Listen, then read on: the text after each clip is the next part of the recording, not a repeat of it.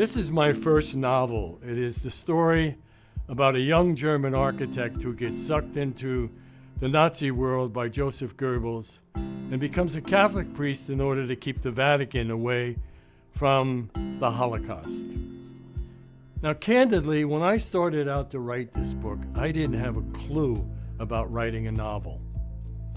And once I got engulfed into it, I set a time limit. I said, by such and such a date, I'm going to have a novel, at least the first draft.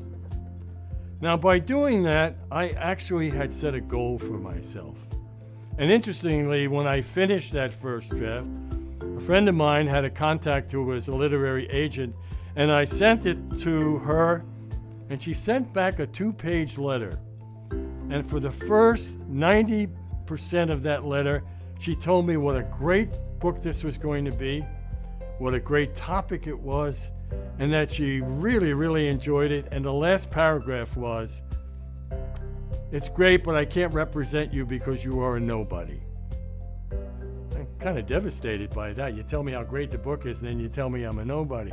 Now, I could have quit right then, but my idea was I wanted to see that book published because it had a purpose. And so I set the goal for myself. I wrote the time down. I did all of the things that were required. And lo and behold, at one period of time, the book was published. Now, why do I tell you that? I tell you that because goal setting, I think, it has got this kind of imaginary flavor that all you do is just set a goal and it happens, or you don't believe in goal setting. And the amazing thing is how few people actually set goals. Now, here's some staggering statistics for you. If you say you want to go to Paris, the chances are you will go to Paris are about 4%.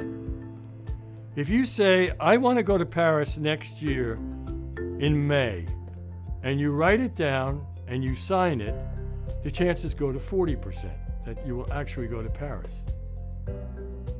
If you say you want to go to Paris, you write it down, and you sign it, but you add one thing, you add a plan about how you will afford to go to Paris, where you will stay in Paris, how much money you will stay, how many days. The more specificity you bring to that, we are now in the category of about 68% that will actually happen.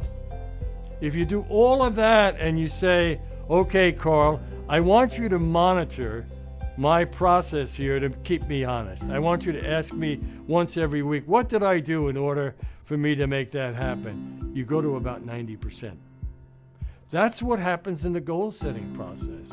That, again, there's that tremendous part of your brain that says, I'm not sure that Sal is serious about this, but if you start to behave towards that and you go through the process of setting that goal, you will be amazed at what you can achieve. Because the thing that I've learned, and you're looking, by the way, at one who approached this initially with great skepticism, your brain will start to seek out opportunities for you to fulfill your goal. This isn't free lunch. Setting this goal and going through that process means that you have to work at it. You have to use behavioral dimensions in order to achieve it. But I will guarantee you, the more specificity you bring, the more that you say, this is truly what I am choosing. Not just I want it, not just I wish it, but I'm choosing it, you will be amazed. Because goals happen when people set them, when they resource them, when they monitor them, and when they make adjustments. Now, the time that you are most susceptible to have these goals happen is just before you go to sleep and when you wake up in the morning. I want you to reiterate the goal. I want you to try to spell out, what will this goal mean for me? How will I feel if I achieve this? What will it be like to be in Paris walking around with a beret on your head and a loaf of bread in your hand? Those are the things that will sustain you.